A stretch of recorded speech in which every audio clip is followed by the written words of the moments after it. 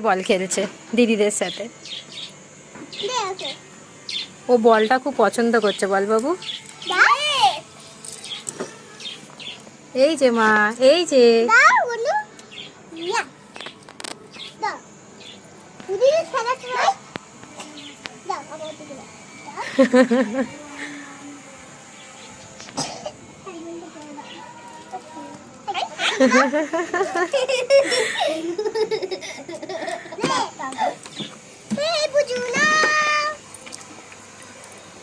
ভালো লাগছে, ভালো লাগছে।